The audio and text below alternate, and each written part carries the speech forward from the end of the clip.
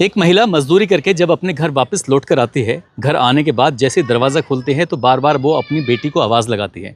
बेटी मिलती नहीं है। आसपास के जो घर थे, जहाँ जहाँ वो आती थी जाती थी, हर जगह जाती है और अपनी उस बेटी को तलाश करने की लगातार कोशिश कर रही थी। लेकिन बेटी का जब अता पता नहीं चलता है तो माँ घबराकर सीधा नज़दीकी पुलिस स्टेशन पहुँच जाती है और पुलिस स्टेशन में जाने से पहले वो ज़ोर ज़ोर से रोना शुरू कर देती है। जैसे वो महिला रो रही थी तो पुलिस वाले पूछते हैं कि आखिरकार तुम रो क्यों रही हो, क्या दिक्कत है, क्या परेशानी है, हम तुम्हारी किस तरह से मदद कर सकते हैं। तभी वो महिला रोते हुए कहती है कि 13 साल की बेटी है, वो अभी तक आज तक ऐसा पहले कभी नहीं हुआ है कि घर से गायब हो गई है, वो मिल नहीं रही है। जैसे पुलिस वाले उसकी बात सुनते हैं, पुलिस वालों ने उसकी तहरीर को गंभीरता से लिया और गंभीरता से लेने के बाद इस मामले में गुमशुदगी की रिपोर्ट दर्ज कर लेते हैं। और जैसे पुलिस वाले गुमशुदगी की रिपोर्ट दर्ज करते हैं तो उसके बाद फिर जो अपने आसपास के लोग थे, जो मुखबिर थे, सभी को अलर्ट कर देते हैं और कहते हैं कि जहाँ भी कहीं इस लड़की के बारे में कोई भी जानकारी मिलती है, बारीक से बारीक जानकारी, तो हमें ज़रूर दी जाए। इसी तरह से करते करते 5 दिन बीत जाते हैं और 5 दिन के बाद ये पता चलता है कि लड़की की जो इनपुट मिलता है, उसकी जो जानकारी मिलती है, वो एक होटल के अंदर मिलती है। तभी एक पुलिस वाला कहता है कि साहब, अगर कोई दिक्कत ना हो, कोई ऐतराज़ ना हो, तो मैं सबसे पहले वहाँ पर जाऊँ। हालांकि उस होटल को चारों तरफ से पुलिस ने घेर लिया था, उसके बावजूद भी एक पुलिस वाला सादा वर्दी में उस होटल के अंदर जाता है एज ग्राहक बन के इसलिए क्योंकि जो इनपुट मिला था, यही मिला था कि उस लड़की के साथ उस होटल के अंदर ही नहीं बल्कि अलग अलग होटल में लेके जाया जा रहा है और गंदा और घिनौना कृत्य कराया जा रहा है। जैसे उस पुलिस वाले ने लड़की की डिमांड की, लड़की की डिमांड करने के साथ ये कहा कि मुझे कम उम्र की छोटी लड़की चाहिए। और जैसे ही कम उम्र की छोटी लड़की के बारे में दिखाया जाता है, फ़ोटो दिखाया जाता है, लड़का कहता है, वो यानी कि पुलिस वाला कहता है, जब तक मैं उस लड़की को सामने नहीं देख लूँगा तब तक मैं यकीन नहीं करूँगा। और जैसे ही उस पुलिस वाले ने उस लड़की को अपनी आंखों के सामने देखा, वो एक सिग्नल देता है। होटल से बाहर जैसे ही सिग्नल पहुँचता है, पुलिस वाले जो पहले से ही उस होटल की चारों तरफ घेराबंदी किए हुए थे, तुरंत ही होटल के अंदर आते हैं और उस लड़की को बचा कर ले जाते हैं। लड़की को जैसे ही बचा कर लेके गए थे तो पता चलता है कि पिछले 5 दिन में उस लड़की के साथ 32 लोगों ने गैंगरेप जैसी घटना को अंजाम दिया था, घिनौना कृत्य किया था। जब जब वो लड़की चिल्लाती थी, चीखती थी, तभी उसके मुंह में शराब की बूंदें डाल दिया करते थे, यानी कि उसे शराब पिला दिया करते थे।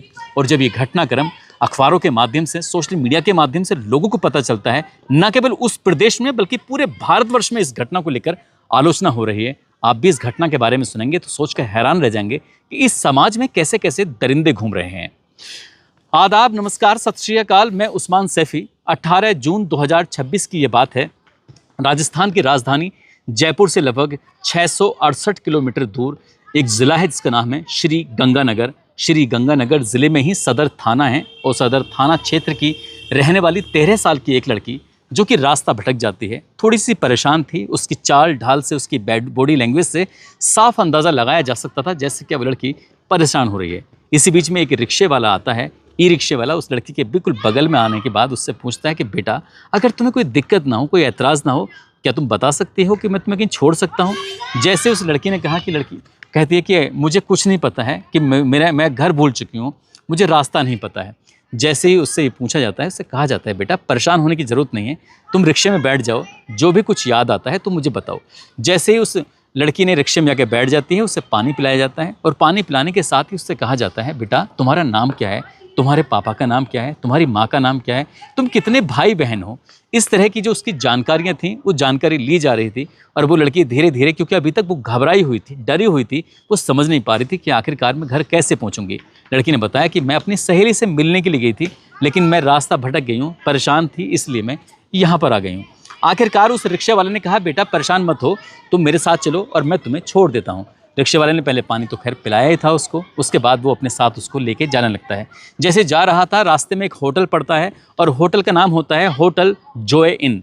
उसके ठीक सामने ई रिक्शा रोका जाता है। उस लड़की से कहा जाता है, बेटा बस मैं थोड़ा सा काम है इस होटल में करके अभी आया, तुम ई रिक्शे पे बैठी रहना और मेरी जिम्मेदारी है तुम्हें तुम्हारे घर तक छोड़ना। लड़की को पूरा विश्वास हो गया था कि ये मेरा हमदर्द है, अंकल मेरी पूरी ईमानदारी से मेरी मदद करेंगे। जैसे ही वो रिक्शे वाला होटल के अंदर जाता है, रिसेप्शन पे जाने के बाद काफ़ी टाइम हो जाता है, वक्त लग जाता है। आखिरकार कुछ वक्त बीतने के बाद वो वापस आता है। आने के बाद कहता है, बेटा तुम्हें मेरी वजह से इतना इंतज़ार करना पड़ा, इसके लिए मैं तुमसे माफ़ी मांगना चाहता हूँ। साथ ही लड़की कहती है कि अंकल कोई बात नहीं, कोई दिक्कत नहीं है। तभी वो कहता है कि बेटा एक छोटा सा सामान है, यानी कि मैं उसे अकेले ला नहीं सकता, तुम मेरे साथ होटल चल सकती हो क्या? जैसी लड़की ने ये बात सुनी उसने कहा अंकल कोई दिक्कत नहीं है, मैं आपके साथ होटल में चलती हूँ। जैसे ही लड़की उस आदमी के साथ, उस ई रिक्शे वाले के साथ होटल के अंदर प्रवेश करती है, तभी पता चलता है कि लड़की को एक जगह बिठा दिया जाता है और वो रिक्शे वाला जो होता है मौका पाते वहाँ से बाहर आ जाता है। लड़की अभी रुकी हुई थी, उससे ये कहा जाता है कि वो सामान लेने के लिए गए हैं, जैसे जाएंगे आप निकल जाना। लेकिन वो नहीं जानती थी कि वो चंगुल में पूरी तरह से फंस चुकी है।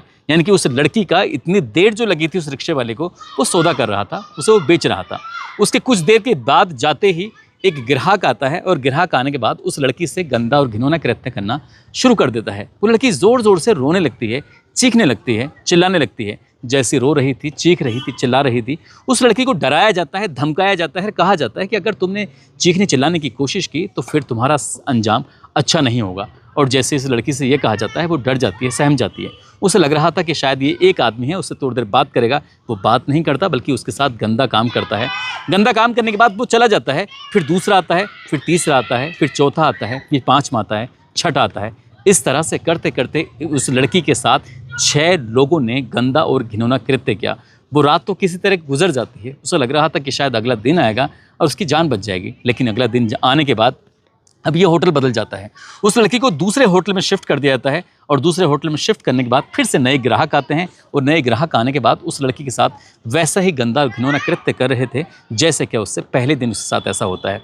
दूसरा दिन आता है, दूसरे दिन भी उसके साथ बिल्कुल ठीक वैसे ही हो रहा था। तीसरा दिन आता है, तीसरे दिन भी उसके साथ ऐसे ही हो रहा था। जब जब लड़की चीखने चिल्लाने की कोशिश करती थी, जब जब वो मदद मांगने की कोशिश करती थी, तो उसके मुंह में ज़बरदस्ती करके शराब उड़ेल दी जाती थी। और जब शराब उड़ेल दी जाती थी तब वो थोड़ा नशे में हो जाती थी और नशे में होने की वजह से ही वो कुछ विरोध करने की स्थिति में होती नहीं थी।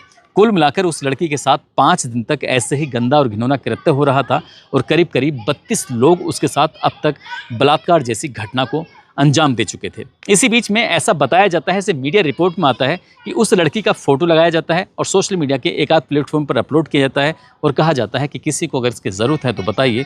यानी कि उसे एक तरह से वैश्या जैसे वैश्यावृत्ति होती है, जैसे किसी के सामने परोसना होता है, उसे वैसे ही परोसा जाता है। परोसने के लिए डिमांड की जाती है। ग्राहक जैसे आने वाली बात थी तभी ये इनपुट दूसरी जगह पहुंच जाता है। उधर जो लड़की की माँ होती है, अपनी बेटी के ना होने से वो इतना परेशान हो जाती है कि पहले तो आसपास के घरों में पूछती है, जहाँ जहाँ वो जाती थी वहाँ पूछती है।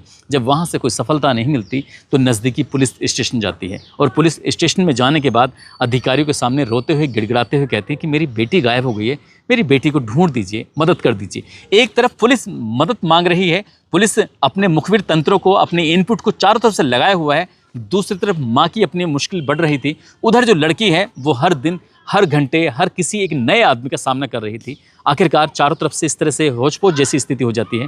पुलिस को इनपुट मिलता है, पुलिस ग्राहक बनकर उस होटल के अंदर जाती है जिसका नाम होता है होटल जॉय इन। और उसके अंदर जाने के बाद आखिरकार उस लड़की को जब वहाँ से निकाल के लाया जाता है, उस लड़की को सीधा मेडिकल केयर में रखा जाता है। उसका इलाज शुरू होता है और इलाज शुरू होने के बाद इसे पता चलता है, जब उसने अपनी माँ को ये पूरी कहानी बताई कि माँ, मेरे साथ लगभग 32 लोगों ने ऐसा गंदा काम किया है, तो माँ का रो रो कर बुरा हाल हो जाता है। लेकिन इस मामले को शुरुआत में इतना दबाया जा रहा था कि ये बात उस होटल की 4 दीवारी से बाहर निकलने को तैयार नहीं थी। लेकिन बात ऐसी थी कि वो छुपने वाली थी ही नहीं।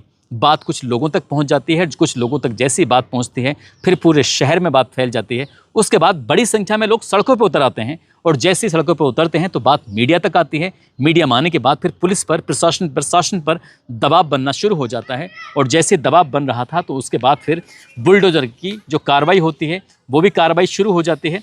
और बुलडोजर की कार्रवाई होने के बाद जो होटल जो होता है उसको भी गिरा दिया जाता है। साथ ही जिस होटल में छापा मारकर उस लड़की को बरामद किया गया था, उस होटल का जो मालिक होता है जिसका नाम मयंक सैन होता है, उसको भी पुलिस हिरासत में ले लेती है। जो उस होटल का मैनेजर होता है जिसका नाम होता है हरदीप सिंह, उसको भी हिरासत में ले लेती है। और जो होटल की डीवीआर थी, उस डीवीआर को कब्जे में लेने के बाद, क्योंकि इस होटल में कौन जा रहा है, कौन आ रहा है, पल पल की रिपोर्ट लेने के साथ साथ ही जितने भी मोबाइल फ़ोन लोग इस्तेमाल कर रहे थे उन लोगों के मोबाइल फ़ोन को भी अपने कब्जे में ले लिया जाता है। और ये फिर पता करने की कोशिश की जाती है कि आखिरकार लड़की यहाँ पर आई कैसे। तभी पता चलता है कि ई रिक्शे के माध्यम से लड़की आई थी। उस ई रिक्शे वाले का नाम होता है राम बाबू। पुलिस उसको भी हिरासत में ले लेती है। उसको हिरासत में लेने के साथ साथ पुलिस ने धीरे धीरे करके राम बाबू हो, सचिन हो, गुरपाल सिंह गुरी हो, इस तरह से लगभग 18 लोगों को तो अपनी हिरासत में ले लिया। 32 लोगों का नाम एफआईआर में शायद मेंशन किया गया है। और 3 होटल जो होते हैं उन होटलों को ज़मींदोज़ कर दिया जाता है, इनकी गिरा दिया जाता है। लेकिन लड़की के मन में वो जो घटना है वो बार बार तैर रहा था। जब जब उन सीन को याद कर रही थी तब तब लड़की की चीख निकल जाती है। इसलिए उस लड़की के साथ दिक्कत ना हो इसलिए चाइल्ड वेलफेयर कमेटी के साथ उस लड़की को सुपुर्द कर दिया जाता है। साथ ही जो विशेषज्ञ होते हैं, मनोवैज्ञानिक होते हैं, महिला मनोवैज्ञानिक के साथ उस लड़की को बिठाया जाता है, उसकी काउंसलिंग कराई जाती है। काउंसलिंग इसलिए कराई जाती है ताकि उसके दिमाग में जो गलत चीज़ें हैं वो बाहर निकल जाएं। इसके साथ ही एसआईटी का गठन किया जाता है।